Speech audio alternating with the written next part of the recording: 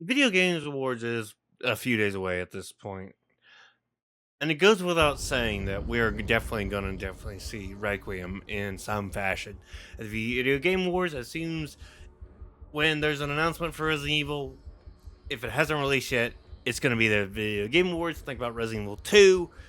Uh, think about that. I think Resident Evil 7, Resident Evil 4 Remake, list goes on and on.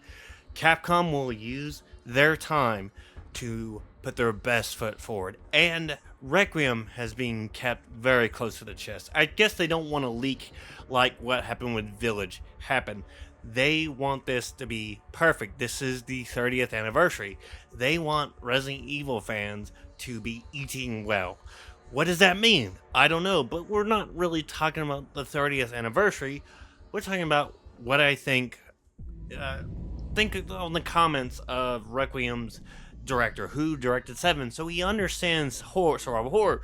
He also knows this is pretty important. So he said his comments were, "There will be Raccoon City characters showing up.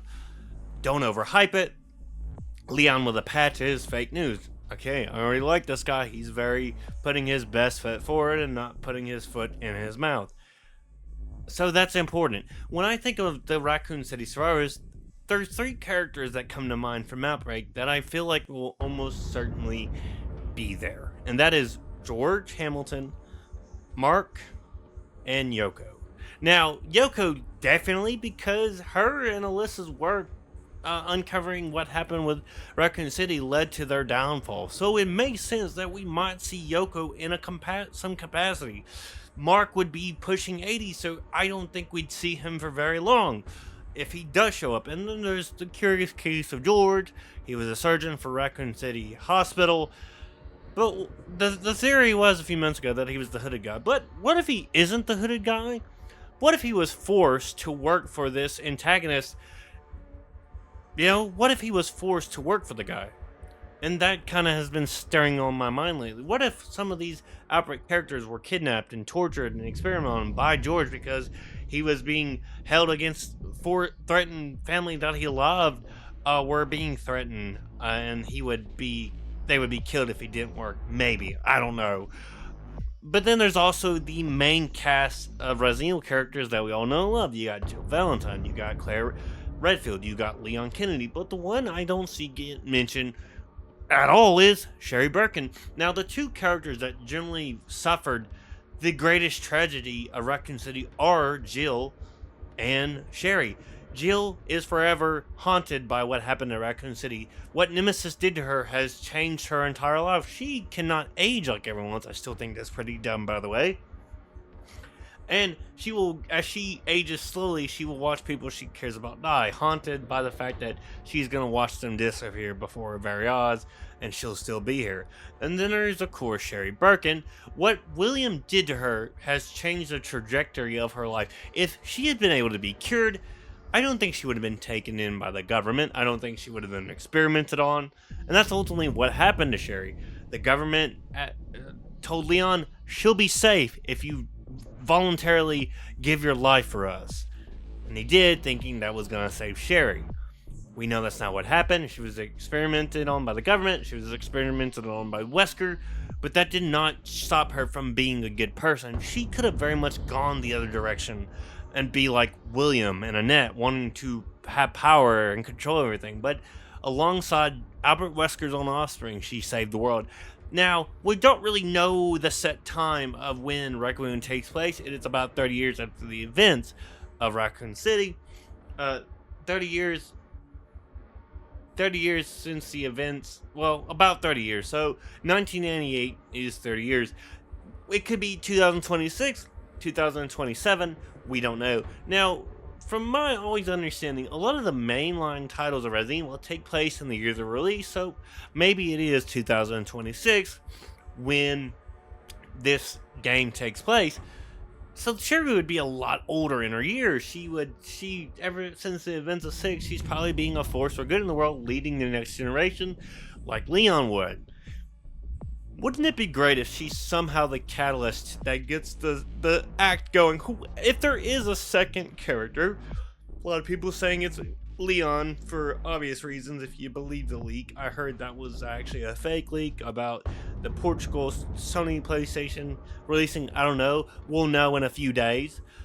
But what if Sherry shows up? Yeah, we can think of Yoko, we can think of George, we can think of Mark, Claire in some capacity, Jill in some capacity. But what if Sherry is sort of the catalyst to get that second character into Raccoon City? Now, it could obviously very well be Leon. What if Leon is retired at this point in his life and he's having a good life? He sees Ada from time to time and he just enjoys his life. Maybe there's this aching feeling at the back of his head that he feels like he needs to be out there. He's given his entire life to save the world countless times over and over again. But maybe this is for the best until Sherry, after reaching out to everybody, she goes to the one friend she believes she can count on to find Grace. Because maybe Sherry's much old. She's much older now, so maybe she interacted with Grace in some capacity when she's working alongside the FBI. Maybe helping to understand these viruses that seem to be popping up, these people dying of viruses. I don't know. None of this is going to happen, but it's fun to theorize. It's fun to think about. Sherry shows up to Leon's home. Leon says he's retired. And then he mentions Alyssa Ashcroft. Maybe Leon and Alyssa intermingled years after the events of Raccoon City. Maybe she interviewed him about things he did, and of course he can't say anything because of the government, but maybe they became friends, and maybe he feels obligated to go look for Grace. Again, we'll know in a few days what Requiem's gonna show. If Requiem 100% I feel like is gonna show up. So maybe we're gonna see something. There's just no telling at this point. But I think we need to be hopeful. I think Sherry Birkin should be one of the characters that shows up. Maybe she jumpstarts the second act. I don't know. But it would be pretty awesome if we got to see Sherry in some capacity in Requiem to see how she's doing after all these years. I would love it. I know a lot of fans will love it. I don't see her get mentioned in terms of the characters that might show up. What if she helps guide Leon as sort of his eyes and ears? I don't know. There's just something about having a character like Sherry, who is greatly affected by the events of Raccoon City, showing up. I think it would be a great idea.